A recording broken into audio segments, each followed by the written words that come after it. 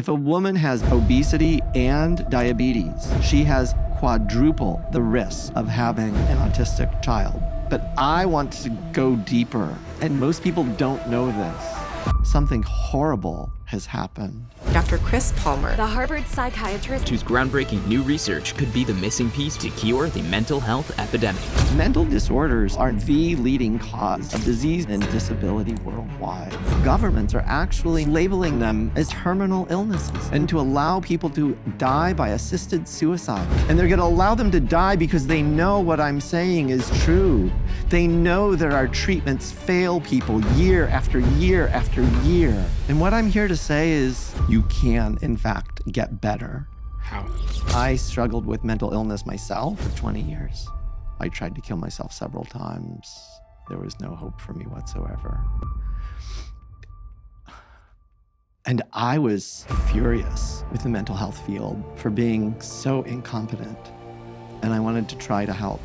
And the thing that people have not opened their eyes to is the science of metabolic health. And there's tiny things in our cells that can heal and recover people who have had chronic, horrible mental illnesses. Really? Yes. And if autism is genetic, it shouldn't quadruple in 20 years. These are facts, and we can do something about it today. But the easiest way to understand it is that... Quick one. This is really, really fascinating to me.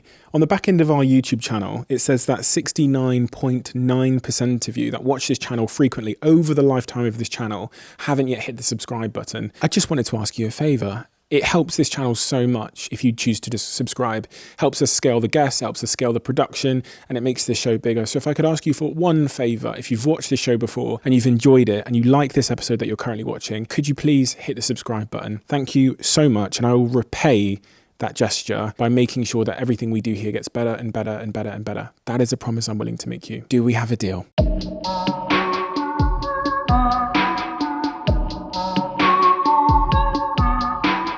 Chris, when you speak, before we started recording, you speak with a deep, authentic sense of mission.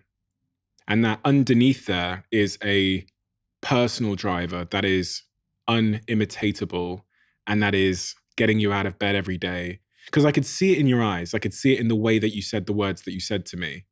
Where does that drive begin for you? What was the catalyst moment in your life that inspired you and gave you that fire that seems to be unquenchable to pursue the path that you've pursued? You know, I struggled with mental illness myself, starting in childhood.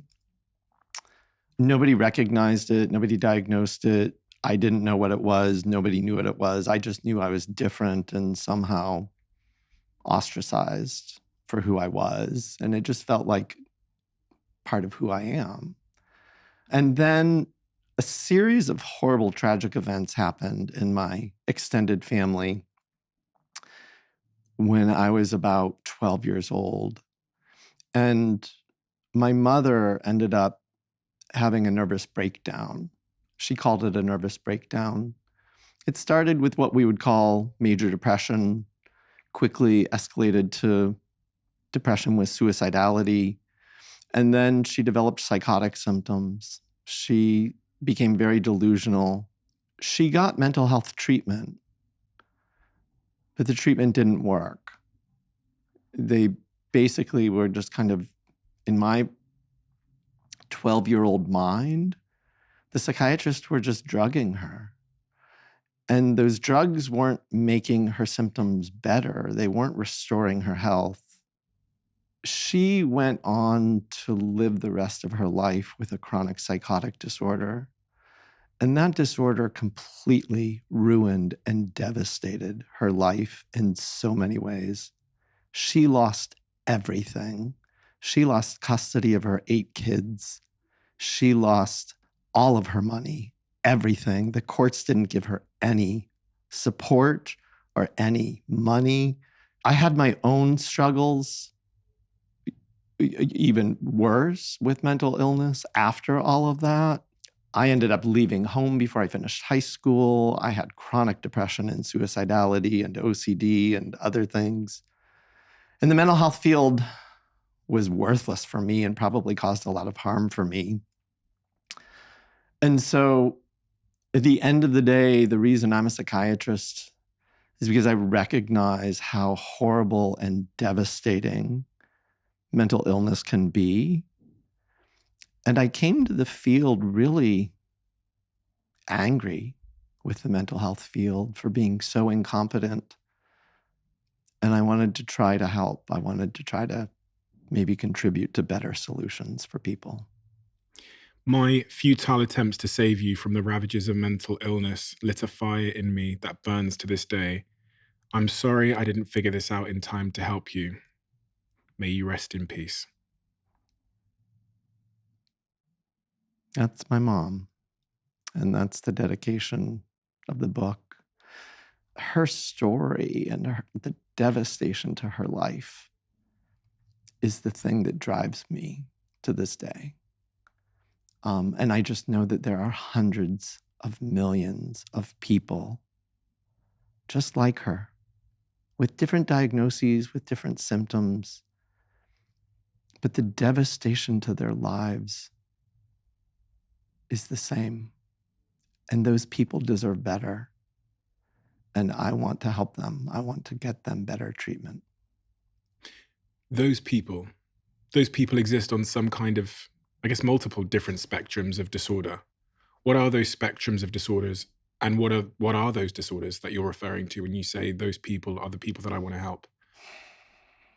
People who are diagnosed with a mental illness. And so, the diagnoses are all over the map. We have all of these different diagnoses in the DSM-5-TR, the Diagnostic and Statistical Manual of Psychiatry, which is kind of considered the Bible of psychiatry. And it has all of these labels in it. Schizophrenia, bipolar disorder, major depressive disorder, alcohol use disorder, which most people know as alcoholism, other addictions, anorexia nervosa, but also autism spectrum disorder, or dementia that most people know as Alzheimer's disease. That those are all of the labels in our kind of Bible of psychiatry.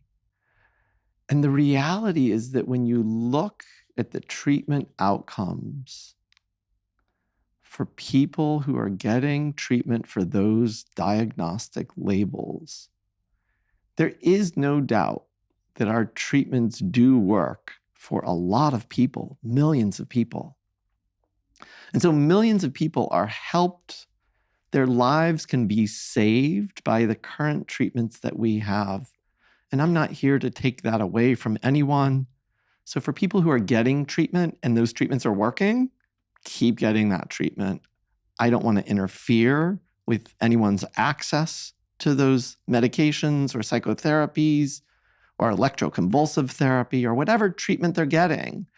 I don't want to stand in the way. But there are far too many people just like my mother who did everything they were asked to do, who took all of the pills, who showed up for their therapy appointments, who did everything they were asked to do, and they're not getting better. Mental disorders as a whole are now the leading cause of disease burden and disability worldwide.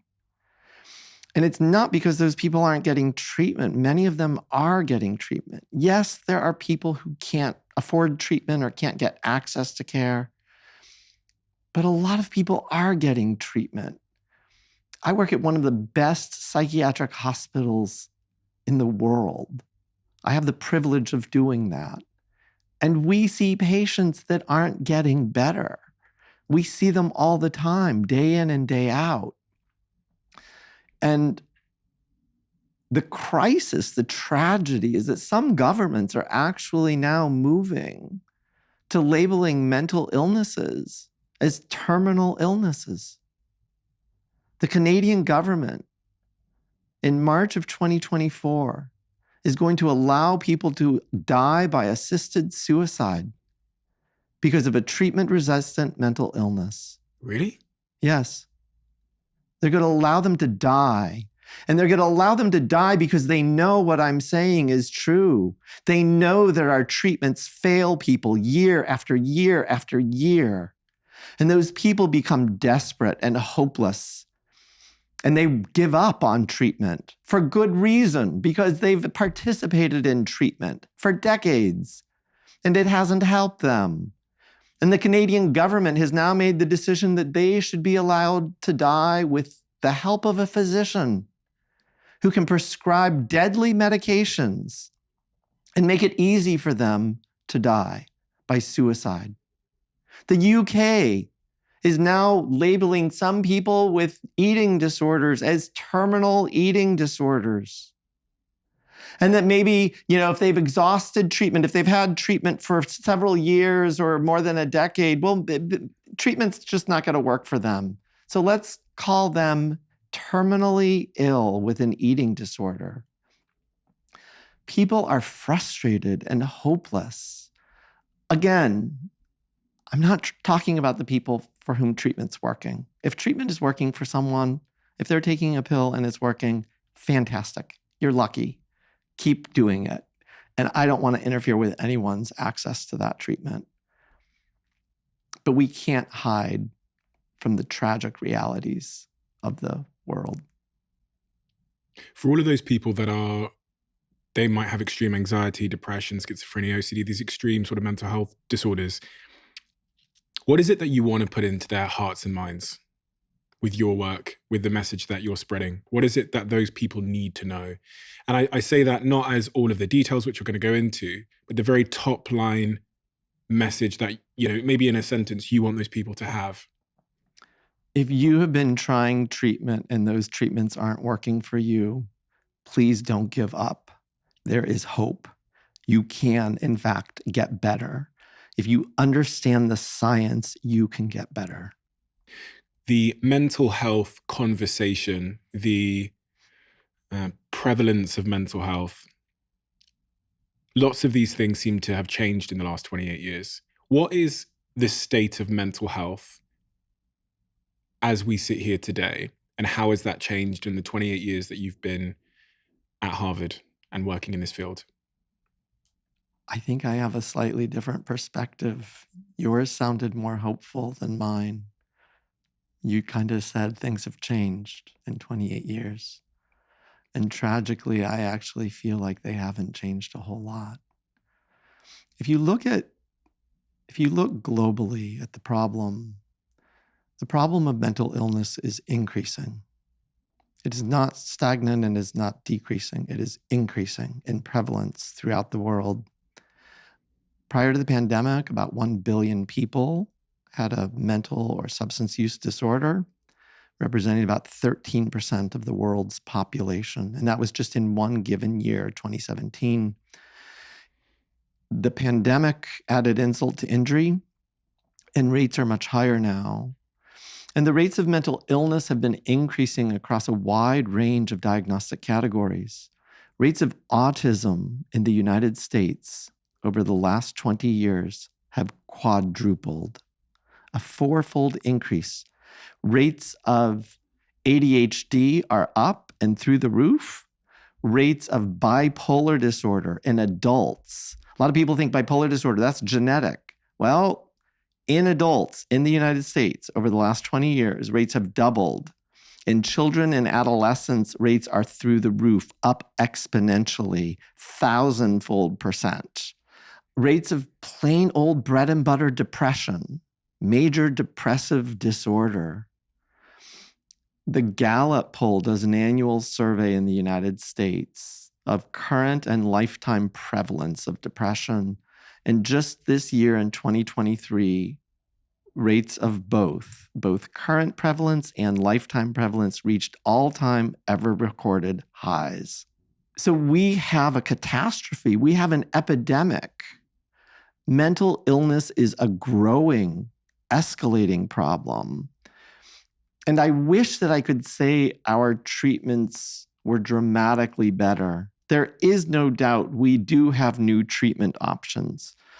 We have ketamine and psychedelics. We've got transcranial magnetic stimulation, which wasn't around when I first started. We have some new medications, but the real answer is the medications that we have are no better than the old medications because they're all based on the same mechanisms.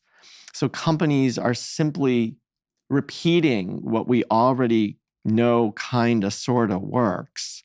And they're just making new molecules that kind of sort of do the same thing. And so they still just kind of sort of work. They don't work for everyone, and they even fail to work for most people. In the largest study ever done of depression, when people come in, the very first antidepressant treatment they get, over 4,000 people treated at the best academic centers that we have in the United States. The first antidepressant treatment, only about 30% get a remission. That means 70% still have major depressive disorder. They have enough symptoms to still be labeled clinically depressed. Even if the pill helped them a little bit, it didn't help them enough to make enough of their symptoms go away. Now, even those 30% who got a remission, many of them are still having low-grade symptoms. Like all of their symptoms didn't go away. And after 4 levels of treatment, the original published report said that 67% got a remission after 4 different types of treatment for major depressive disorder. If we take that at face value, that means 1/3 of patients are still clinically depressed after 4 levels of treatment. Other researchers have challenged that 67% figure because the reality is half of the people in that study dropped out because it just wasn't working out for them. So we got a problem there. Like this protocol clearly isn't working out well for people when half of the people are dropping out of your study. And the second problem is that there are some researchers who point out that they changed the criteria for remission during the study. They prospectively said they were going to define remission in a very certain way using certain metrics. Those researchers said if they stuck to their protocol, only about 35% got a remission after 4 treatment levels.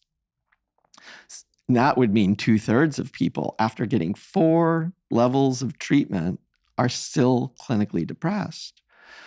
And that is the current state of affairs for depression, something that we all know. It's something that we've got so many treatments for. If we look at more quote unquote serious mental disorders like bipolar disorder and schizophrenia, the results are abysmal.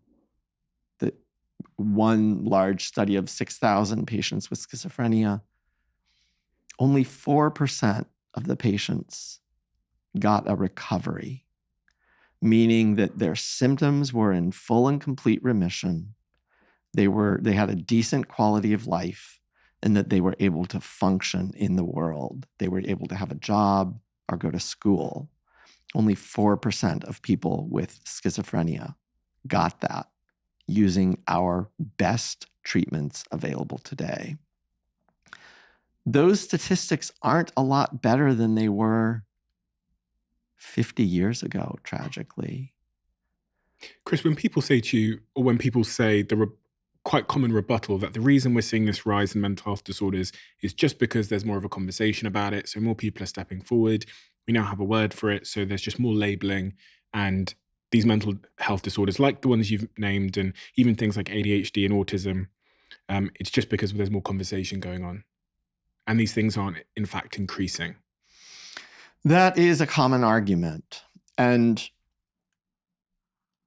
I would argue that it's like just putting your head in the sand. The easiest place to get an accurate read on the true prevalence of mental illness and not just the recognition of it, but the true prevalence of it, is to talk to school teachers who've been teaching for more than 30 years. If you ask them, were you just not recognizing the children 30 years ago who are screaming and tantruming in your classroom? Were you just not recognizing the children who were melting down when they got bad grades and injuring themselves in class? Were you just not recognizing the level of despair and anxiety that you see in children? Did you just have your head in the sand back then? And now, since everybody's talking about it, you see those behaviors, you see those symptoms. The school teachers and the guidance counselors will laugh at you and say, no, no, no. Something has happened. Something horrible has happened. I wasn't ignoring mental health 30 years ago. I wasn't ignoring despair 30 years ago. I wasn't ignoring extreme anxiety and panic. I wasn't ignoring tantrums in my classroom 30 years ago. They are skyrocketing in prevalence. If we look at emergency rooms, so emergency rooms in the United States, I can speak best about statistics here in the United States. But I think in most Western countries, these statistics are similar. We have a crisis in mental health in emergency rooms, in particular youth mental health, but it's across the board. We have all of these children and adolescents showing up to emergency rooms having attempted suicide, or they're becoming psychotic and they're diagnosed with bipolar disorder at skyrocketing rates. And we don't have enough services to treat these people, these kids, these adolescents, our children. We don't have places to put them. So they sit in emergency rooms, not getting optimal care, simply getting medicated, sometimes restrained to a hospital gurney so that they don't try to run away or hurt themselves. Talk to anybody in an emergency room. We're seeing that. Those people weren't hiding in their homes 30 years ago. Something's happening. They are actively acting on mental health symptoms. They are acting out of despair. The suicide rate has gone up. In the United States over the last 20 years, total suicide rate has gone up by about 30%. But if you look at a different statistic called deaths of despair, it has doubled in 20 years. Deaths of despair includes not only suicides, but also deaths from alcohol use, drug overdoses, and others. Those are mental health problems. Those are addictions. They are mental health disorders. They are in DSM. Rates have doubled in 20 years. People weren't dying 30 years ago and we just didn't recognize it. And now we're recognizing death. Now we're recognizing suicide. We didn't really recognize it 30 years ago, but now we recognize. No. We know what death is. Morticians know how to recognize it and diagnose it. And the rates are skyrocketing, a doubling in 20 years. That is nothing to ignore. That begs the question. What do you believe is causing it? Because clearly, when I've heard people, when I say people, I mean just the things you see in culture and media, or maybe on Instagram, that say, there's a chemical imbalance in people's brains. I've always struggled with that. I understand there might be sometimes, but I've struggled with that as a broad answer to a very complicated, nuanced set of issues, because I just have a bias to believing that humans aren't born broken. I believe that, my ancestors go back I've got a lot of ancestors that I understand how natural selection and evolution works. I don't think that I was born broken.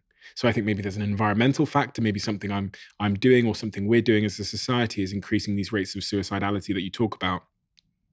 What do you believe is the answer that we're missing or not talking about enough? The root causes which we can get to, and I have lots of ideas and thoughts on it. If you want to get into the weeds of like what are the exact causes, we can talk about that. But the thing that people have not opened their eyes to is the science of what we call metabolism or metabolic health. And what I ultimately am arguing, the easiest way for me to put it, is that what I'm arguing is that mental health conditions, the chronic serious ones in which the brain isn't functioning properly, brain disorders that are causing mental health symptoms, those are the things I'm talking about now. That we're all susceptible to, you believe? I think we're all susceptible to it. Those, in fact, are metabolic disorders affecting the brain. And so the easiest way to understand why do we see skyrocketing rates of mental illness, it's not a coincidence that we're seeing those skyrocketing rates at the same time that we see skyrocketing rates of obesity, overweight, diabetes, and prediabetes, which are also metabolic conditions. That all of those things are rising simultaneously. And that the brain is an organ. And so some people can have metabolic problems, and some people can be thin and still have a metabolic problem. So I'm not at all saying that obesity is the only driver, because a lot of times people think about it in that way. So are you saying obesity comes first and then everybody gets a mental illness? No, I'm not saying it that way.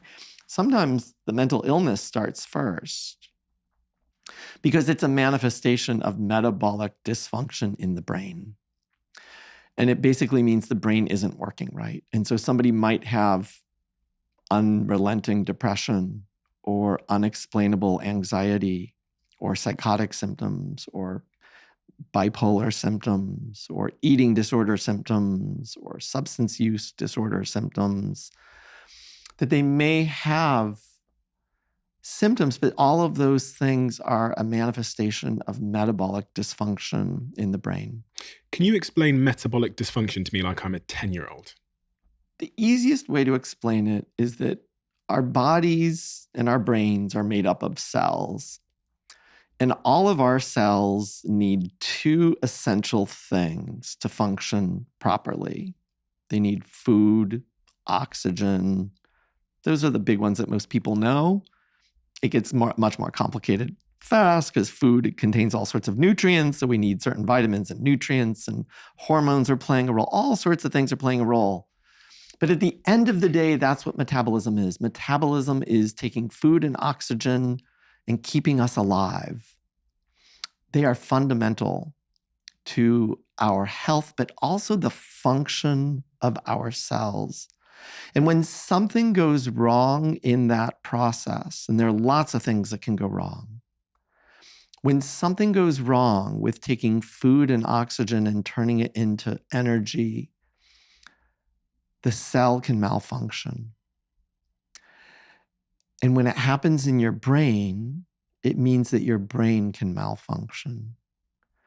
And the way that we know the brain is malfunctioning are all of the symptoms of mental illness. When somebody has depression for no good reason, when somebody has anxiety for no good reason, when somebody just has experiences like hallucinations or delusions for no good reason, that all of those things represent the brain malfunctioning. If you could take me one step deeper into this idea of, food and oxygen being converted into energy in the cell, something goes wrong there. What goes wrong? Why does it go wrong? So the real answer is it's extraordinarily complicated. There are many pathways in metabolism. There are many things that play a role. But the easiest way to understand it and the way to unify it, the helpful insight, the immensely helpful insight, And this is new cutting edge information. Most people don't know this. But there are these tiny things in our cells called mitochondria. And they are actually the primary sites in our cells that food and oxygen are getting converted into energy or building blocks for our cells. When you do a deep dive into the science of mitochondria, you can actually begin to understand what's happening in the brains and bodies of people with mental illness. And you can begin to understand all of these very complicated things, like why would neurotransmitters become imbalanced? Like what's causing a neurotransmitter imbalance, if there even is one? What's causing a hormone imbalance? What's causing higher levels of inflammation in the brains and bodies of people with metabolic and mental disorders? What about the gut microbiome? How does that play a role? But what about stress and trauma? Psychological stress, trauma. How do those things fit in? Mitochondria are actually the scientific way to begin to connect all of those dots and to help us understand why the brains of some people, quote unquote, malfunction, or why they are dysregulated, might be a better way to put it, or why some people can't seem to, quote unquote, get over it, get over a trauma, or get over a breakup with someone. What's going on? Why aren't they more resilient? Why can't they pull it together? Mitochondrial dysfunction, as nerdy and sciencey as that is, can help us connect the dots. What do I need to know about the mitochondria? What it is? I know it's in every cell in my body. Is there anything else I need to know about it before we explore these through lines and how all of these other things come back and connect to the mitochondria? So mitochondria are present in most cells in the body. Oh, most. Not every single human. The glaring example are red blood cells, which actually lose their mitochondria. They have them when they are first forming, but then they lose their mitochondria. So red blood cells, interestingly, don't live all that long. We're constantly creating new ones and turning them over. So most people know mitochondria as the powerhouse of the cell, which means they take food and oxygen and turn it into ATP. And that's what most people learn in school. They're the powerhouse of the cell. But I'm here to tell you they are so much more than that. There are hundreds or thousands of them in most cells. They are highly dynamic. At one point, the theory of multicellular life on planet Earth is that mitochondria were once independent living bacteria, and that another single cell organism engulfed that very first bacterium. And the two of those organisms lived. They stayed alive. Usually when you get engulfed by another organism, that means getting eaten and you die. For whatever reason, these two stayed alive and they became symbiotic with each other. And actually, that event is thought to maybe have only happened once on Earth. And that single organism evolved into all multicellular life that we know today. So all living organisms that we can see with our eyes, plants, all animals, are evolved from that same organism. So mitochondria divide and replicate. They actually move around cells. They fuse with each other. They bud off from each other. They form patterns around the cell nucleus, which plays a role in which genes get expressed or don't get expressed. They do all sorts of things. When people say that we have a predisposition, a genetic predisposition to mental health disorders, and that, you'll have depression if depression runs in your family, etc., is there merit in that in your view? Is there evidence to support that? Absolutely. So we know that mental illness runs in families. Genes explain some of that, but not all of that. The environment actually can influence things called epigenetic factors, which are factors that control the expression of genes. They turn genes on or off. And those epigenetic factors are actually inheritable. You can inherit them from your parents. And so it's not all strictly genetics. Some of it is epigenetic. So first and foremost, there are no genes that are specific to specific disorders. Most people think, well, if bipolar disorder runs in my family, there must be a bipolar disorder gene. And in fact, there isn't a bipolar disorder gene. There are genes that increase risk for bipolar disorder, but at the same time, they also increase risk for schizophrenia and epilepsy and autism and depression and other types of mental and neurological disorders. And if you look at the unifying theme, like, is there a theme for these genes? Is there a common pathway that can help us better understand mental illness? The common pathway is that most of the genes are affecting metabolism and mitochondria. One research study that came out a couple years ago, researchers have been looking for years at a high-risk gene for schizophrenia. And we know that people who have this very, very rare gene, so almost nobody has it, but if you do have it, you're at high risk for developing schizophrenia, along with lots of other mental illnesses. But schizophrenia is the big one. And the researchers did this deep dive into trying to understand what exactly is this gene doing. And at the end of the day, they said it's affecting mitochondria. And that is probably how it is causing schizophrenia. Metabolism, that happens as a result of the work of the mitochondria. Is that accurate? Just want to make sure I'm clear on them before we proceed.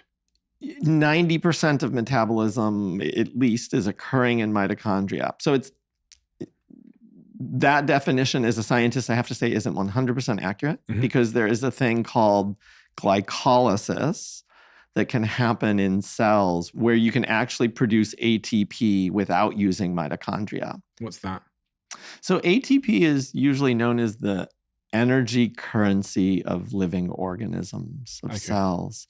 And so, and that ATP ends up making cells work.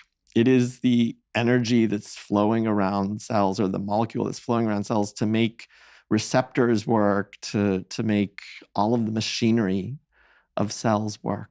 And that becomes relevant. Maybe some of your listeners will know this. If you exercise really hard, like you're running a marathon, or you're running as far as you can get with a marathon before you absolutely are exhausted and you just have to stop, your mitochondria will actually become maxed out. That is what's preventing you from running, is your mitochondria max out. And it's like you don't have enough of them, or they're not healthy enough. And so they can't keep you going. They can't keep your muscles going. And so you peter out. And when you peter out, you turn to this process called glycolysis, which actually ends up producing lactic acid, or lactate. And so runners will get higher levels of lactate, and then that can create soreness and all sorts of things. So metabolism is really the process of taking food and oxygen, and turning it into energy or building blocks. And that can occur on a small scale outside of mitochondria. But as soon as the mitochondria in most of your cells are dysfunctional or dead, you die. There's no way around it. So let's use some of those examples that you gave earlier. You talked about stress and trauma and these kinds of things. I'm really keen to know how a traumatic event can have an impact on your metabolism, your mitochondria, which then manifests as a mental illness. So if we take trauma, for example, people go through early trauma in their life. I don't know, you had a very traumatic upbringing. How do you think that, maybe even in your case, if you were able to see inside of your body and what was happening, that external traumatic event came into your body in some way, caused a physiological reaction, had an impact on your metabolism, which results in a mental health disorder of sorts? It gets a little complicated because it goes through a couple of stages. So I'll try to walk you through it in the simplest way I can. When somebody is first traumatized, everybody, if they are normal, will have symptoms. If you get traumatized, you will experience fear, you will experience hypervigilance, you will want to fight or flee, or you might freeze, or you might surrender, you might beg for forgiveness or mercy or whatever. Everybody is going to have those reactions.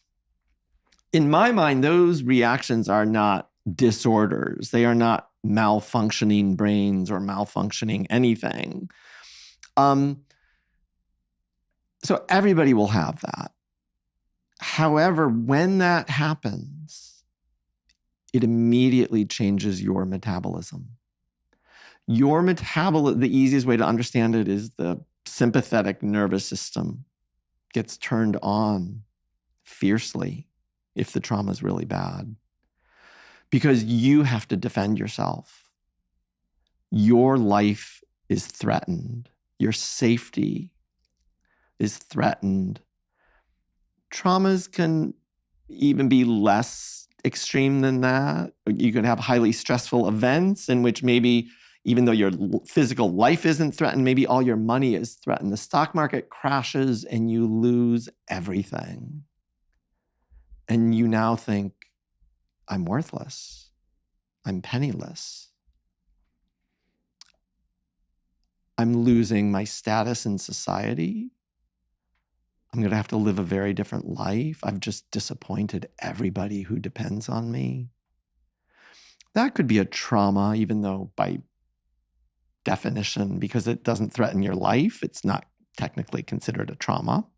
So for those people that are, they've been through a traumatic event, what then is going on in their body as it relates to metabolism based on that traumatic event?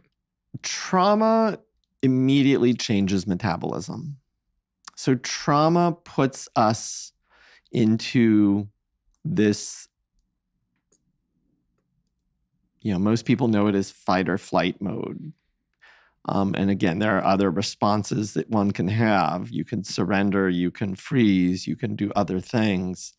But when people feel threatened, either physically or their reputation is threatened or their identity is threatened, immediately their nervous system and hormones are changing.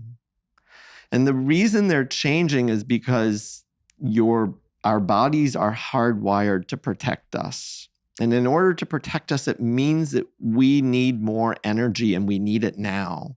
We need more energy in order to be able to run or fight or whatever we need to do. And that means that our heart rate goes up, our blood glucose goes up, cortisol is flowing, adrenaline is flowing through the body. Inflammation is actually occurring, and epigenetic changes are occurring. Memory formation is occurring in a powerful way during a trauma. Memory, our brains are hardwiring this event so that we remember it. We remember this threatened us, and you cannot forget this. This is not a trivial moment. You must remember this for the rest of your life because it's threatening your survival. And you must remember how to respond to this again? Not necessarily, Okay, because our interesting. responses can be all over the map. Sometimes our responses can be quite effective, and other times people can die. They don't respond effectively and they are killed. I mean, that would be the worst case scenario. And then there's everything in between where you get a suboptimal outcome. You end up homeless with your psychotic mother. That's not a very effective response. When I asked that question, I was asking, we see patterns in trauma, like a trauma pattern. There's a trigger, there's a response. And then, I even think about some of the low, small t traumas that I had in my life that meant that I would run from romantic commitment for the rest of my life, for example. And it was like a pattern. I was going through the same loop over and over again. Trigger, Steve's response is like this, causes this outcome. Trigger, so I was wondering if I learned at that very young age that cycle somewhere in my neurons in my brain. So that's why I said, do we then learn the response to that trauma at that point as well? we learn the response. We remember the response that we did. Mm-hmm. And as long as we've survived, that is the ingrained memory. The ingrained memory is when this happens, do this, because this is what I did and I survived it. Mm-hmm. Mm. And so that becomes the default. And then that becomes a default pattern for many people. Mm-hmm. At some point in life, it can be actually be quite useful to look at that response. Okay, so when I was 5 years old or 20 years old or whatever, and that thing happened, I responded this way and I survived it. Great. But how's this working out for me now? Is that the optimal response? It's not about beating yourself up for I should have done something different back then. It's simply about recognizing and honoring, I did what I thought was the right thing to do. I did my best back then. But I'm smarter now. I'm older now. I'm wiser now. If I could do it again, if I could go back in time as my smarter, wiser self, would I do it differently? And what would the outcome be if I did it differently? And then that becomes highly relevant to today. So when I'm in this romantic relationship now, I keep having this urge to break up because this person is disappointing me in this way. And I feel like she or he is going to threaten me or betray me or whatever. And is that the right approach? Is it true that this person is going to betray me like the person in the past did? Or am I hypersensitive to that? We're wired to look for any clue that a trauma might happen again. So we're going to overinterpret things sometimes in an erroneous way. So that early trauma or that trauma I experienced made my body go into that survival mode, fired all kinds of ways, and my glucose levels went up, all of these things, all metabolism related stuff happened. How does that then cause a mental health disorder at some point down the line? If that trauma is not resolved, so for some people, they can experience a trauma. They can be quite effective at mitigating it and move on with their life. Somebody could get into a fight. Somebody could get mugged on the street. They're just walking down the street. Somebody pulls a knife on them or a gun on them and wants to rob them. If somebody manages that trauma highly effectively, let's say you happen to have a black belt in karate and you disarm your assailant very quickly and rapidly, you may not think twice about the trauma. You may actually be emboldened after that traumatic event and think, I'm quite effective and skilled. Wow, those karate classes really came in handy. And I'm quite powerful and maybe even feel a little more confident than you normally would. And that's the interpretation element, right, of the situation. So two people could be in the same situation, but have... So that person still had the same physiological reactions, a gun in your face, or wherever. That person's glucose was going up, their heart rate was going up, all of those metabolic changes were occurring. But so that's a success story. And that's probably a resilient person who moves on and never thinks twice about that trauma, or rarely thinks about it and thinks about it with pride if they do think about it. In the case where it doesn't go well at all, let's leave the extreme out where the person is murdered. Let's leave something less severe than that. But the person is beaten. They are injured severely. They are terrified to go out in public for fear that there could be another one just like that. That person, their fight or flight system is not turning off. Their fight or flight system is now on. at least at a low level, possibly a very high level, for a very prolonged period of time. They are now afraid of the world. Immediately after that type of horrific assault, they are now afraid of the world. They probably aren't sleeping as well. And what's happening physiologically, and we know this, is that those higher cortisol levels are actually causing something called hypermetabolism. Their mitochondria are actually working on overtime because the body is still primed for the world is unsafe. Everything is unsafe. Maybe that person who assaulted me is going to somehow figure out where I live and come through that door any minute. So you're sleeping at night and you hear a sound or you hear a creak and you panic and you wake up and you're startled and you're terrified. Or you sleep at night and you have a nightmare and you wake up and you're reliving that experience and just you're horrified and overwhelmed again. Is this conscious?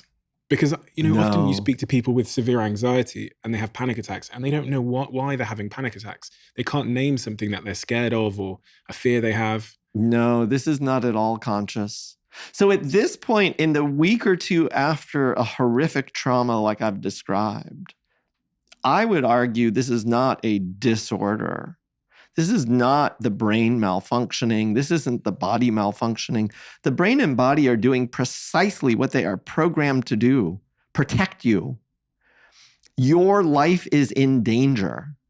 Why? Because somebody just tried to take it and they were close. They came close to taking your life. They could have killed you. And so your body and brain are trying to protect you. Unfortunately, that comes at a cost. All of this energy going toward the defense system means that energy that should be going toward maintaining your cells is actually being bypassed sometimes. So we know this. So for example, there are these things called stress granules, where cells that are trying to just do basic ho-hum everyday repair work, create some new proteins or new receptors or do some cleanup work. The code for those, which are called messenger RNAs, actually get sequestered in these little bubbles called stress granules.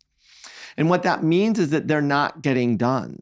The messages are starting from your DNA because the cell is saying, hey, I need some repair work over here. Send some new proteins over here to do some repair work. When your body is in fight or flight mode, those messages actually get interrupted. And that means, bottom line, it means that when you feel threatened, your body is diverting metabolic resources toward your self-defense system. Hypervigilance. Be ready to run at any minute. Be ready to fight off the offender at any minute. You cannot feel safe. Don't feel safe. When that goes on for a prolonged period of time, your cells can fall into a state of disrepair because metabolic resources are not going toward cell maintenance. If that occurs long enough or in a severe enough way, it means that some of your cells can now fall into a state of disrepair and they can begin to malfunction. When that happens, if it's happening in brain cells, that's when I would say the person has crossed the line from a normal survival reaction to trauma. If their cells in their brain begin to malfunction now because they are on a state of disrepair, that can turn into what we call a mental illness. And that means that maybe they can't remember like they used to. It means that maybe, and now they can't pay attention like they used to. Now somebody might say, hey, maybe you've got some ADHD going on. Or their anxiety pathways become what's called hyper-excitable. And now their anxiety pathways are being triggered even when they shouldn't be triggered. And out of the blue, they're having panic attacks or anxiety symptoms. They can be sitting in the comfort of their own home, not thinking any scary thoughts, not watching anything on television or anything that's really disturbing. And out of the blue, they can just be overwhelmed with a panic attack. And that person, I would say, if they have a panic attack for no reason, that person's brain is now malfunctioning. It is dysregulated. And I would say that that person has now crossed over into what I would call a mental disorder, where their brain is, in fact, malfunctioning now. The great news, the hope, and we can get to more of it, is that those cells can be repaired. We can fix that. We can do something about that. The person does not need to be like that forever. This notion that they now have a chemical imbalance that they were probably genetically predisposed to, and now we've got to just medicate them for the rest of their life. I don't agree with that. I'm not at all opposed to medication. If medications can be helpful to that person, 100%, let's use them. Let's help that person heal and recover. But I want to go deeper.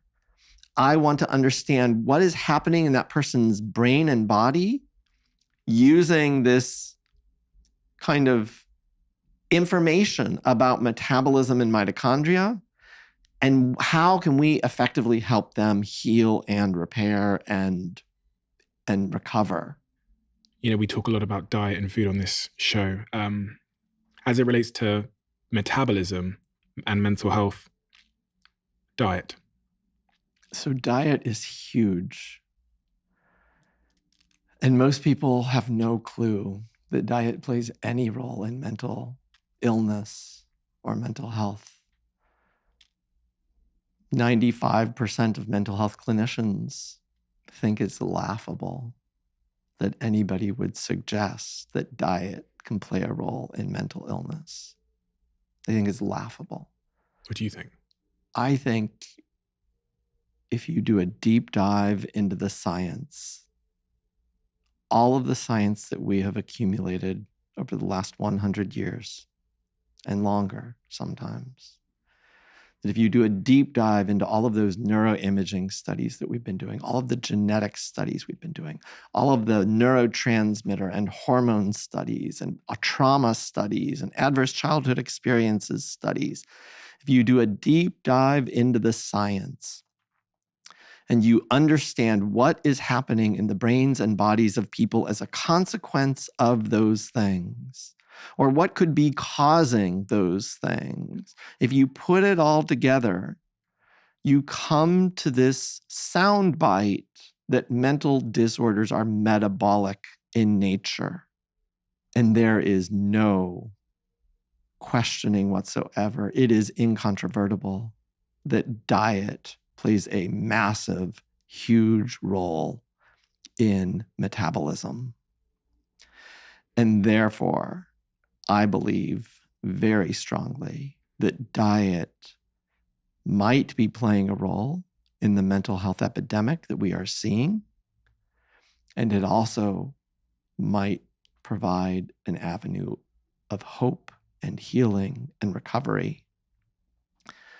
And I use the word might as the scientist in me, as the clinician in me. I know without certainty it can heal and recover people who have had chronic, horrible, debilitating mental illnesses. And I know from my own personal story, when I was in medical school and residency, I'm still suffering from low-grade depression, OCD, other symptoms. But I also developed what's called metabolic syndrome. I developed high blood pressure, high cholesterol, pre-diabetes, and I wasn't really overweight. I was exercising, I was following a low-fat diet, mostly of processed foods because they're cheaper, but that was the diet that was touted as a healthy diet. It was low in fat And as long as it was low in fat, that was supposed to be good for us. And my metabolic syndrome just kept getting worse and worse. And so at some point, in order to treat my metabolic syndrome, I changed my diet to essentially a low carbohydrate diet. And within 3 months, my metabolic syndrome was completely gone. But the thing that just dumbfounded me was that my mental health was better than it had ever been in my entire life. And I just couldn't believe what I was experiencing. I didn't know that I could be that kind of a person. I didn't know that I could be happy and positive and energetic and confident. I had no idea. I didn't think that was in me. And by changing my diet, all of those things happened. At the level of the mitochondria, are you saying, do you believe that because you changed your diet to more sort of natural, healthier foods, at the level of the mitochondria were able to function more naturally themselves and in a more functional way, which meant that the chemicals they released and the processes they go through were more consistent with positive mental health? Is that like the simpleton's way of understanding it? And before then, you talked about man-made compounds in the foods, etc. I'm assuming you're saying that some of the modern foods that we eat, the ultra-processed foods that have all of these random named chemicals inside them that we see on the labels, the mitochondria don't know how to deal with that. So it's causing the same sort of dysregulation and dysfunction that they might see if we'd gone through like an extreme trauma or something else or some other adverse environmental situation. It's just this dysfunction of the mitochondria, which is causing the knock-on effects we see. But there's many things that can cause dysfunction in the mitochondria. And we went through a bunch of them earlier. Is that like a simple way of understanding it? 100%. Okay, great. It's perfect. Super interesting. Okay, so on that point then, we have to zoom in on this thing of diet. If you wanted my mitochondria to be perfect, and maybe even give me a case study of, I don't know, patients you've worked with that you've prescribed a certain diet to, what food would you tell me to eat? And what would you tell me not to eat? So I actually don't have a one-size-fits-all prescription. And so I want to say that up front. So I would want to know, who am I working with and how is their mental and metabolic health now? Me. So you. Yeah. So I would want more details. Are you having symptoms of any mental health condition? I would say no. However, I can have moments where I feel a little bit anxious. So, I've been through a lot of, I'd say, like stressful events in my life because I was running a big business. We had hundreds of employees, paydays all the time. So at one point, I had this constant, subtle stress. And so I would want to know, do you feel like you have anxiety for no good reason? Sometimes it can feel a little bit like that. It's very infrequent, I'd say. But I can also have moments where I just think of something and then I get the same kind of like, it's almost like the fight or flight response has just kicked in. But you think of something adverse or stressful? Yeah. So the one thing I would say about that, and we could get into a lot more details, which we probably don't want to do now. I don't mind. Podcast. But my strong guess, based on just what you've said, is that level of stress and anxiety is quote unquote normal. Okay. Because you are sensing, I have to go do something that's really scary right now, or I have to go do something that's going to ruin someone's life, or that might threaten my success. It is normal and actually healthy to have anxiety and stress in those situations. The anxiety and stress can sometimes be quite helpful and adaptive because it can make you pause and reflect on, is this really what I want to do?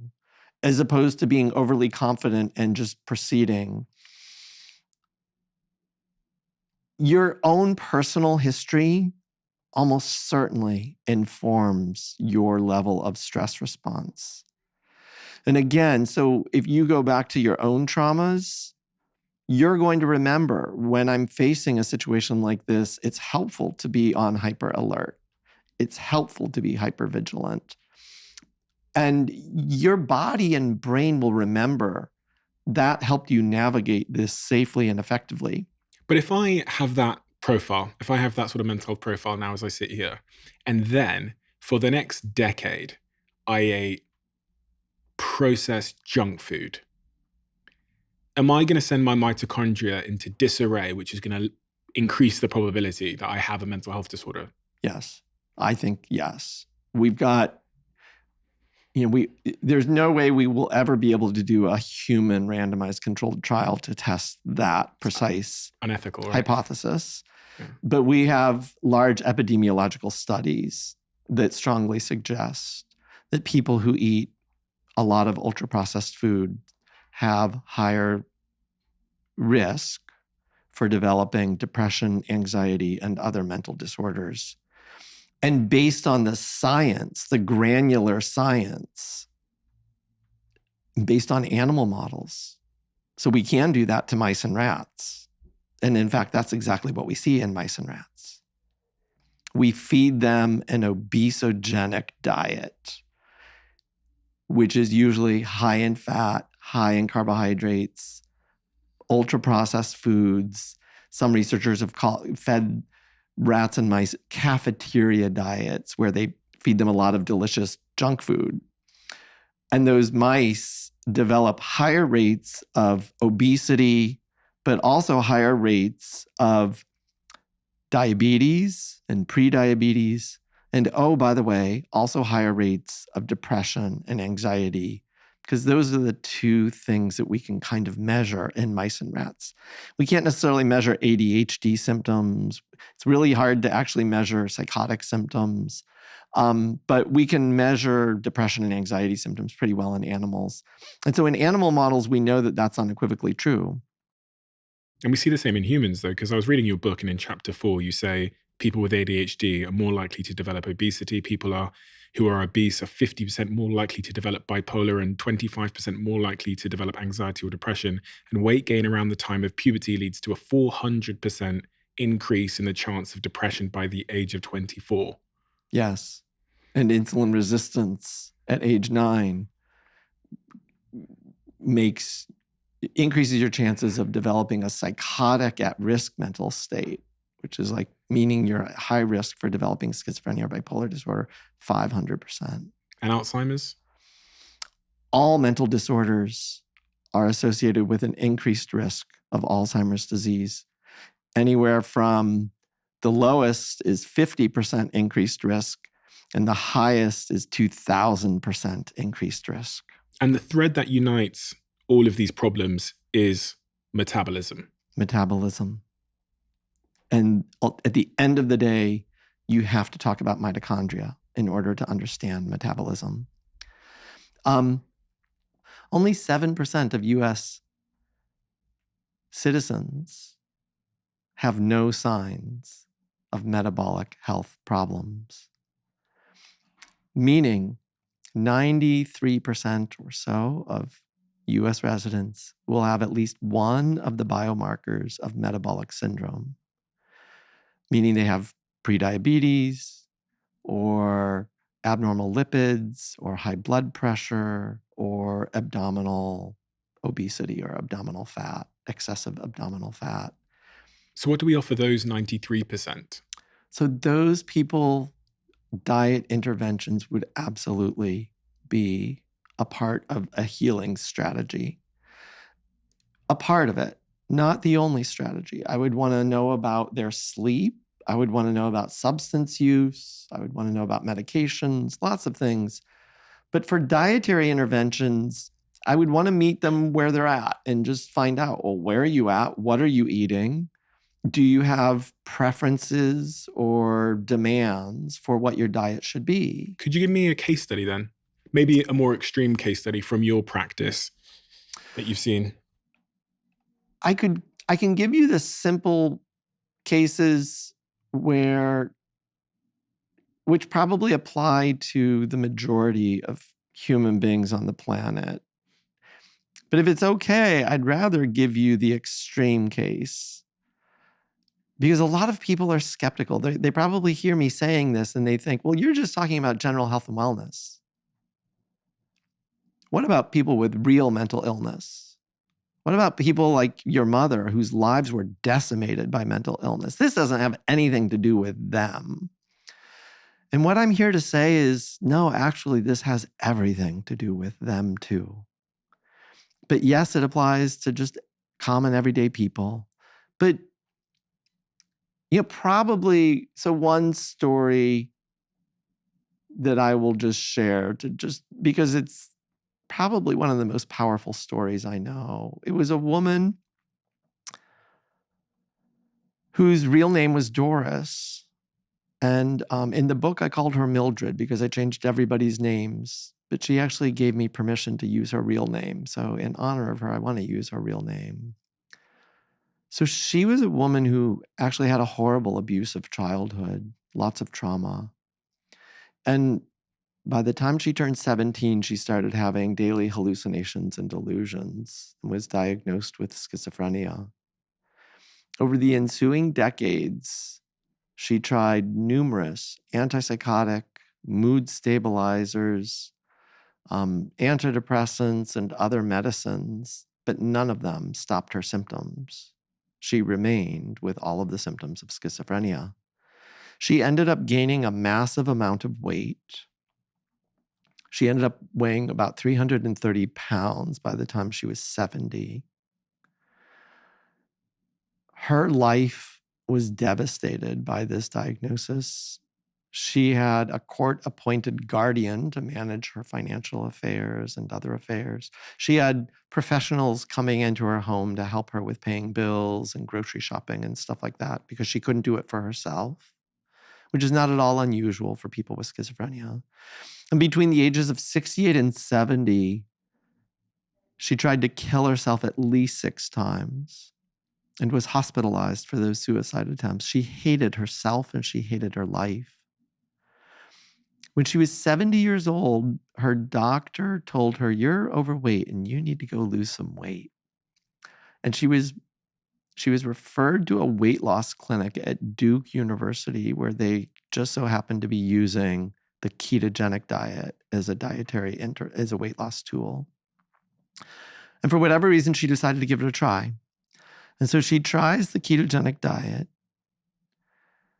And within 2 weeks, not only does she start losing weight, but she notices dramatic reduction in her hallucinations and delusions.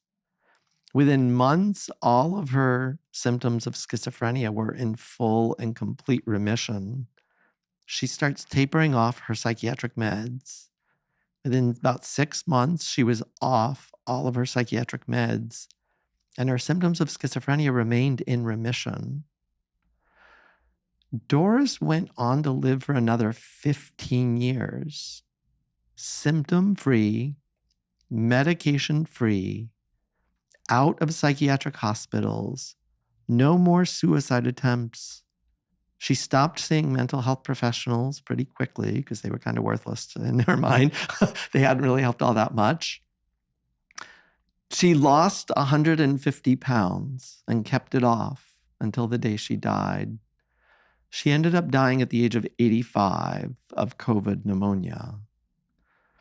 And, but her story tells us, like, we could get, if you want, we don't have to, we could get into the science of the ketogenic diet and what it's doing to metabolism and mitochondria. I'd love to know. But there's an entire story that helps us understand what happened to her and how exactly that resulted in her really spectacular and almost miraculous recovery. So unbeknownst to most people know the ketogenic diet is a fad diet. And a lot of people are really worried about it. And they've heard that it's dangerous. It'll give you a heart attack. You'll die.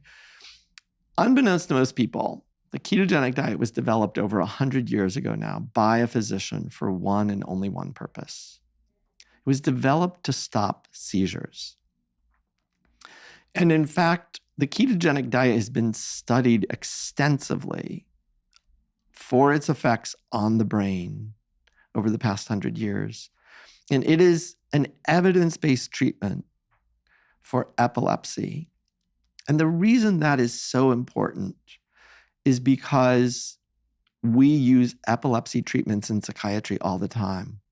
Lots of the medications that we prescribe to psychiatric patients are, in fact, epilepsy treatments. And so we know that there's a lot of overlap between epilepsy and mental illness, and that treatments that help with epilepsy can also help with mental illness. And so we actually know more about the biology of the ketogenic diet and its effects on the brain than we do any other dietary intervention.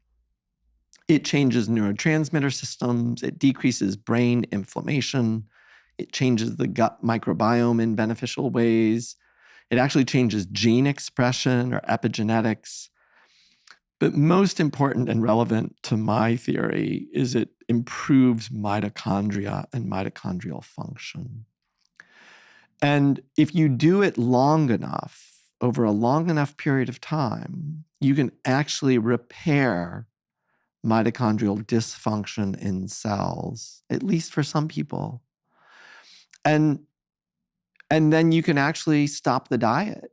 So in the epilepsy world, when neurologists use this diet to stop seizures, it's usually not a lifetime treatment. They usually only need to do the diet for anywhere from 2 to 5 years. Many people, about a third of people who have treatment-resistant seizures will become seizure-free. And another third, so 2/3 total, another third will have a dramatic reduction in seizure frequency. So that leaves a third for whom it's not really working. But these are people with treatment-resistant epilepsy. And there's no treatment that's going to work for everybody because we need to look at all the other things involved. If, say, somebody has seizure cessation, they get rid of their seizures on a ketogenic diet, usually they have to do it for 2 to 5 years, somewhere in there. And their clinician will help them decide how long they should do it. And then they can stop the diet. And most often, the seizures don't come back. It seems to actually heal the brain. What is that diet adding or subtracting from the body that's causing that pretty phenomenal effect? Do people know? The real answer is we don't entirely understand. We don't know. I mean, the ketogenic diet removes sugar, for example. It does. Pretty much entirely. I mean, I've been on that diet I was on the diet for about eight weeks or so just to try. And I couldn't have anything with sugar in it, pretty much. No sugar, no carbohydrates, very few carbohydrates. So some people will argue, well, the diet is getting rid of gluten, and gluten is maybe the toxic thing. Other people will argue, oh, the diet is adding like some extra protein or meat, and maybe that's replacing a nutrient deficiency like vitamin B12 deficiency or something like that, or iron deficiency. And all of those things might be true for some people. I don't think those are the primary explanation. I mean, obviously, if somebody has vitamin B12 deficiency, replacing vitamin B12 is essential. Mm-hmm. If somebody has iron deficiency, yes, recognizing that and replacing it. But most people don't have those deficiencies, and they can still have mental symptoms or mental health problems. I believe what the diet is doing is it forces a transition in brain and body metabolism, essentially. And that transition is actually mediated through mitochondria. So the ketogenic diet forces your liver to start producing ketone bodies. So it forces your liver to break down fat. So you're losing fat from your fat stores, but that fat is being shuttled to the liver. And then the liver takes that fat and breaks it down. And I mean, I shouldn't say all of the fat is being shuttled to the liver. Some of the fat is going to muscles and other tissues and just being used directly. But a fair amount of the fat is actually being shuttled to the liver. And then that fat is being converted into ketone bodies. Some of it is being converted into glucose so that you maintain normal glucose levels through this. those ketone bodies are then going up to the brain and fueling brain cells. But those ketone bodies are actually doing so much more. They're changing mitochondrial function, they're changing epigenetics, they're changing neurotransmitters and inflammation and all sorts of things. But at the end of the day, I'm convinced that it's really the metabolic changes and the mitochondrial changes that are so important and that are so instrumental in these dramatic improvements in things like stopping seizures or stopping hallucinations and delusions. What about fasting? There's been a lot of talk, especially recently, about fasting and the impact that that can have on our mental health. Do you think fasting is a positive for our mental health? So it depends on the person. Okay. And so the ketogenic diet actually mimics the fasting state. That's why it was produced. Oh, right. The ketogenic diet was actually developed by a physician recognizing that fasting can have really powerful brain effects, including stopping seizures. If you're out on an island and your friends start seizing uncontrollably, the best thing to do is to fast them. Even if the seizures stop intermittently, you would think, oh, let's feed you to, keep up your sustenance and, take care of you. The best thing to do for your friend, if they are seizing repetitively over days or months, the best thing to do is to fast your friend and to tell them, let's have you go without food for a few days. And that can stop the seizures. Wow. The challenge with fasting is that you could starve to death if you do it long enough. And that's not a very good treatment for your friend on the island. And this physician who developed the ketogenic diet recognized that. And so that's why he developed the ketogenic diet, was really looking to see, can we mimic the fasting state with a diet and get these longer term benefits? So back to your question, can fasting play a role? 100%. Yes, fasting can play a role. And fasting is doing pretty much the same thing that the ketogenic diet is doing. It's changing mitochondrial biology. It's improving mitochondrial function, changing neurotransmitters, changing the gut microbiome, improving insulin signaling and insulin resistance. It's doing all sorts of beneficial things. There are a couple of caveats with fasting, though. One is that people who are underweight should not fast. So that includes people with eating disorders who are emaciated or underweight, but it also includes people like who have had severe depression and lost weight as a result of their severe depression, or people with cancer who have lost a significant amount of weight. Fasting is not good for them. Fasting mimicking diets like ketogenic diets may in fact be very powerful for those people, but it needs to be done in a safe, supervised medical way. Sugar.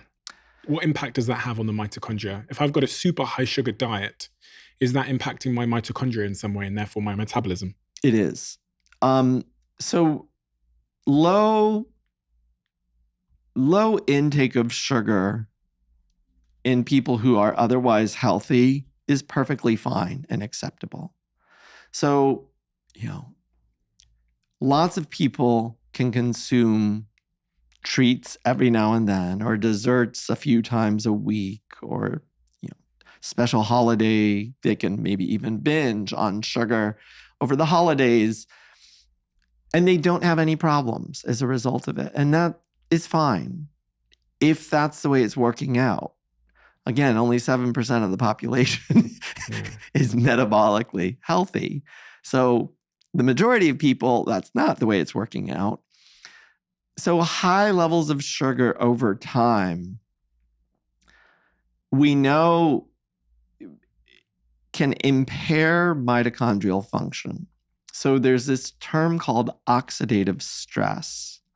And oxidative stress is primarily, it's directly related to mitochondria, because mitochondria are producing the energy, and then that energy production results in oxidative stress. And oxidative stress, we've known for decades, is bad for cells, and it is highly correlated with all of the metabolic disorders and all of the mental disorders, high levels of oxidative stress in different cells, in different people with different diagnoses. High levels of oxidative stress are a unifying theme, but that is a reflection of mitochondrial dysfunction. So we know that if you eat a lot of sugar over time, it can dysregulate glucose levels, and then those high glucose levels can cause mitochondrial dysfunction, and you can end up kind of on the downward spiral. What about caffeine and these stimulants? There's like pre-workout stimulants, and before you do a workout, you have a big dose of this pre-workout, and it kind of makes you go, do you have a view on caffeine and these sort of energy stimulants? I do. So caffeine gets complicated because we have to talk about whether it's in tea or coffee or not, because tea and coffee are different stories, and they have other compounds that almost certainly are beneficial to human health. And whether it's the caffeine itself or not is still kind of a question, an open question. Caffeine stimulates metabolism in cells. We know that. So it blocks the adenosine receptor. And the adenosine receptor, the function of the adenosine receptor and adenosine on it is to slow a cell down. It's basically a feedback loop that slows cells down. It inhibits their function. So when we block adenosine, we basically stimulate the system and we stimulate our brains. And if you have low metabolic brain function, that can actually be really good. If you are feeling tired and sluggish, it can make you feel energized and clear thinking. The challenge is that you can overdo it. So when you stimulate it too fast, that in and of itself can end up causing oxidative stress or mitochondrial dysfunction. Maybe the easiest way to think about it is this. If you think about a car, you have an accelerator and a brake. If you're going to maximize the car's function, there's a right balance for all of that. Mm-hmm. You don't want to floor the accelerator, and you don't want to underdo the accelerator. Likewise, you want to determine, you don't want to be pushing on the accelerator and the brake at the same time. So when we think about metabolism and mitochondria, when we think about caffeine or even glucose, caffeine and glucose are stimulating the system.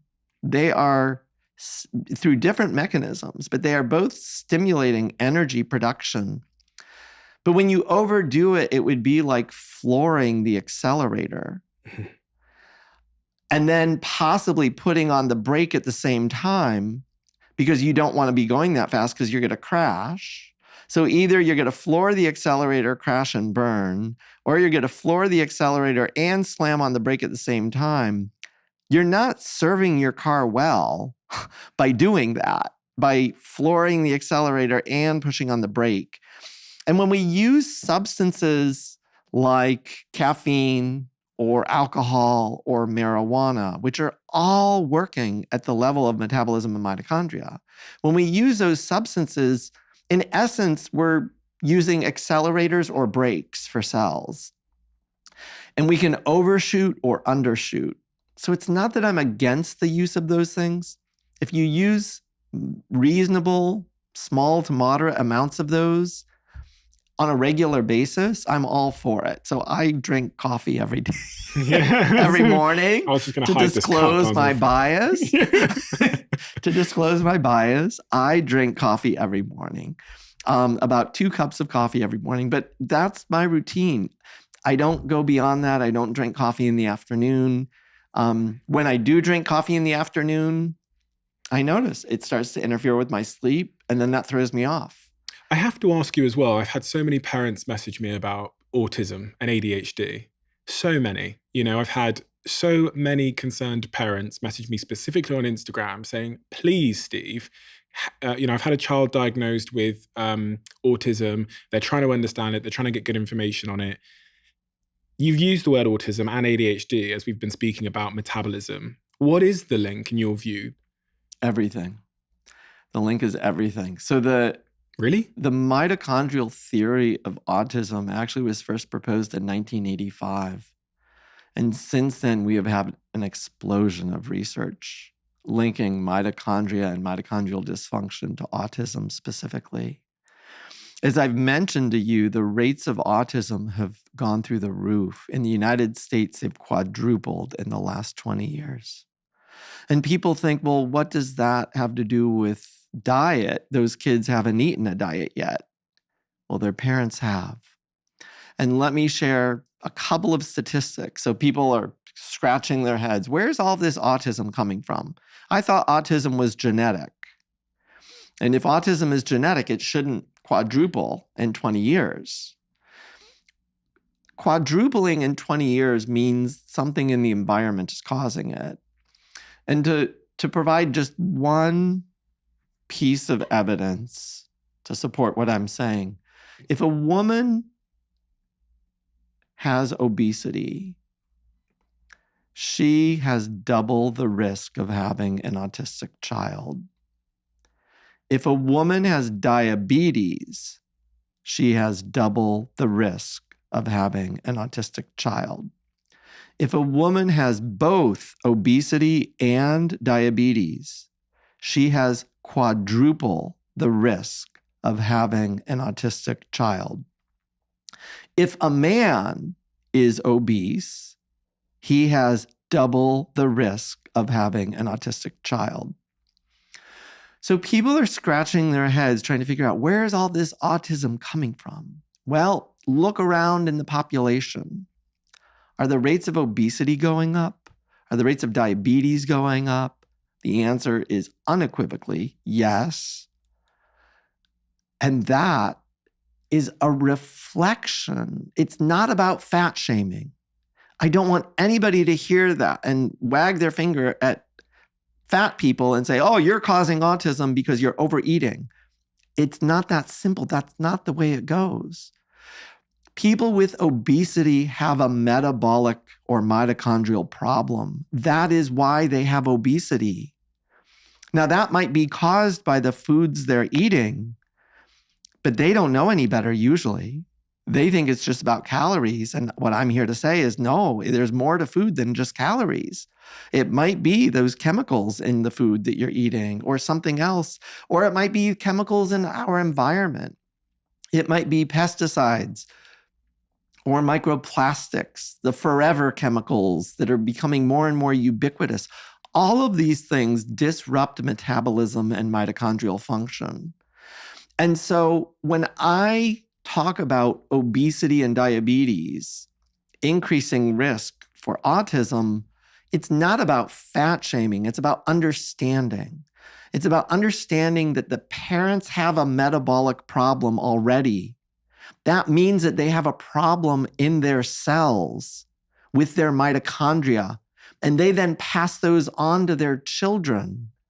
And in some cases, it may not show itself immediately as obesity or diabetes. It might show itself as a brain condition because lots of other things can play a role. And if an obese woman, for instance, also has an infection during pregnancy, that's going to increase her risk for having an autistic child even more. So she couldn't help whether she got an infection or not. Tragically, we just had an epidemic called COVID. And the early signs are telling us that, in fact, neurodevelopmental disorders are going to increase as a result of that. We already had a quadrupling of the rates of autism. We are likely to see even worse statistics going forward. The hope is that if we understand that science, we can do something about it now, today. If you understand, if you see signs of autism in your child, if you see signs of metabolic or mental health conditions in your children, If we intervene early enough, we can probably do something about it. How?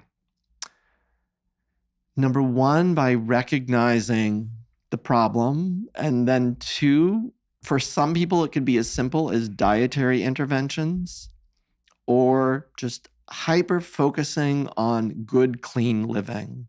So that means prioritizing sleep, little less screen time, little more human contact, purpose in life, family connection. No alcohol. No alcohol, no marijuana, no CBD. Try to avoid pills.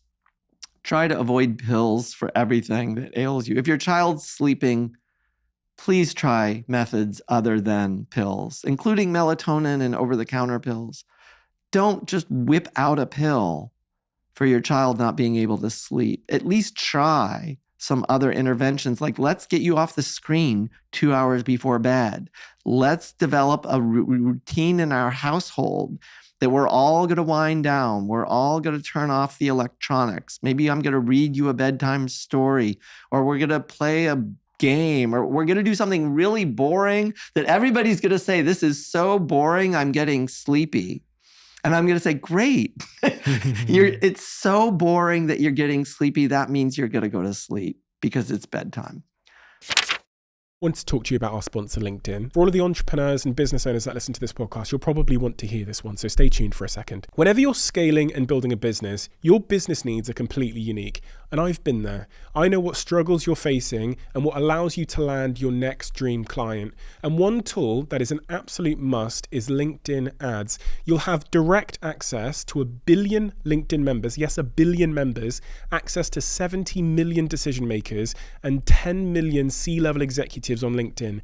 The pool of individuals that LinkedIn allows you to access is insane and uncomparable. And you'll know if you follow me on LinkedIn how prolific I am on LinkedIn. LinkedIn to me is actually the highest returning paid social platform, and I don't think people quite realize that. So I'm giving you, the Diary of a CEO community, a $100 credit on your next LinkedIn ad campaign. Head to linkedin.com/DOAC24 to get started now. The link is in the description below.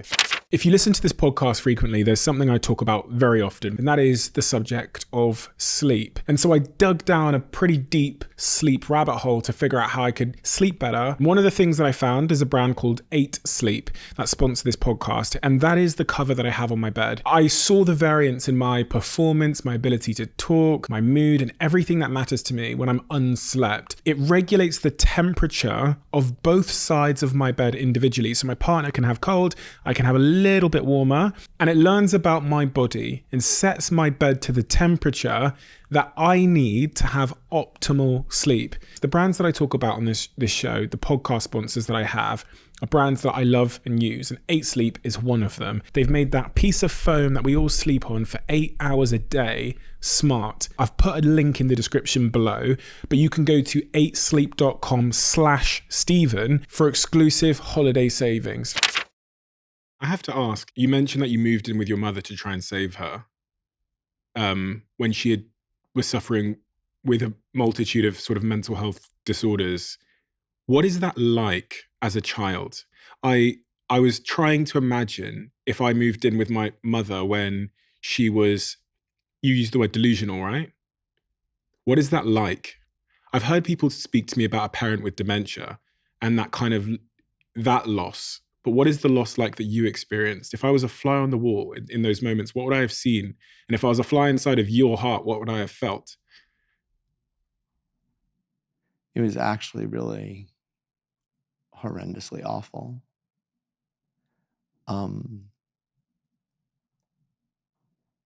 When I first moved in with her, we had a little bit of money still.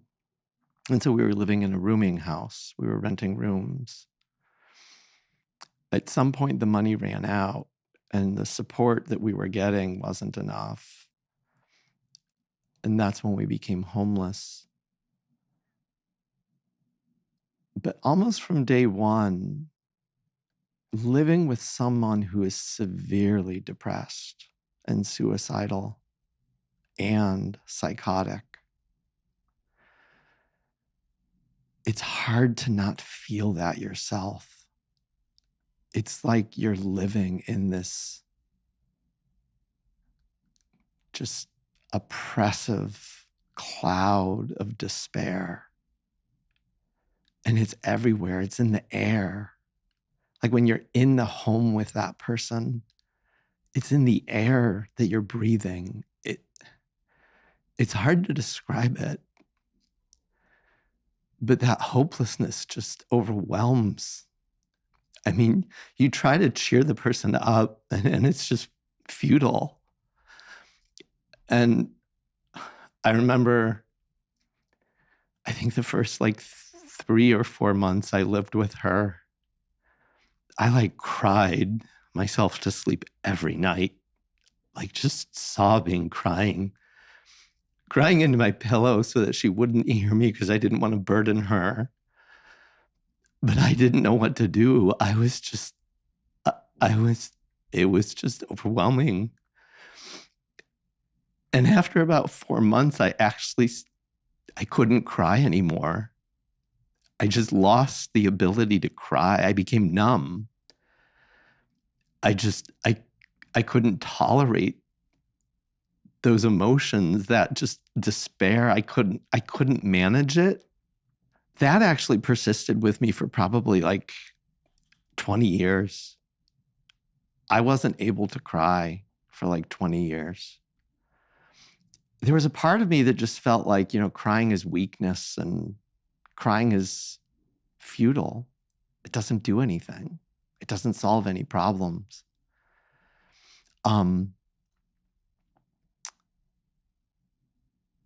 It's interesting because when I was with her, I hadn't gotten to the point of suicidality myself. I was desperately wanting to stay alive to see if I could help her and keep her alive. Within about a year of that, though, I started developing my own suicidality, and that persisted in me for years after. I tried to kill myself several times. I was injuring myself. I was doing all sorts of things. I was actually convinced. If you asked me at the time, I would have said I was 100% certain that I wouldn't be alive to the age of 20. I knew with certainty that I would be dead. And I knew that I just couldn't tolerate living and that there was no hope for me whatsoever. Chris, thank you. Your book is full of solutions and it's full of hope. And I think that's why it's such an incredibly important book. And it's a book that has the bravery to illuminate another set of answers and another path forward out of the despair and the epidemic of mental health illness that unfortunately, I agree, we are in and increasingly heading towards, if that makes sense. It's certainly increasing in prevalence. A revolutionary breakthrough in understanding mental health and improving treatment for anxiety, depression, OCD, PTSD, and much more. Brain Energy. Really, really a remarkable book. And once in a while, books come along that challenge the status quo in the most necessary way. And your book is certainly one of them. We have a closing tradition on this podcast where the last guest leaves a question for the next guest, not knowing who they're leaving it for. And the question that's been left for you is, you are known for your work, Chris, but what would you like to be known for as the human that you are? I think I would like people to know, like I've shared with you today, that I was somebody who had given up on myself, who actually thought there's no possible way I could ever have a future, I could ever live a meaningful or even tolerable life. And that all has changed. And if it can change for me, and you happen to be one of those people in a similar state right now, it can change for you too. Chris, thank you. Thank you so much. There's this wonderful quote that I read earlier from the start of your book where you send that message to your mother. My futile attempts to save you from the ravages of mental illness lit a fire in me that burns to this day. I'm sorry I didn't figure this out in time to help you. May you rest in peace.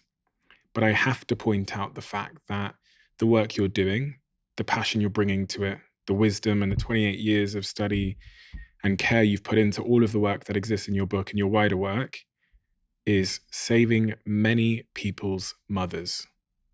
Thousands of people's, of their mothers, their fathers, their daughters, their sons.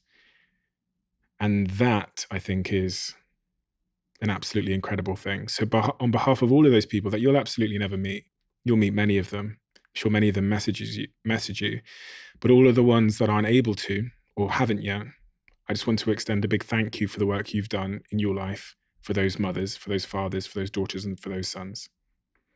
Thank you, Steve. As you'll know if you've listened to this podcast before, I'm an investor in a company called Huel. I'm on their board and they sponsor this podcast. And I have a very exciting announcement to make.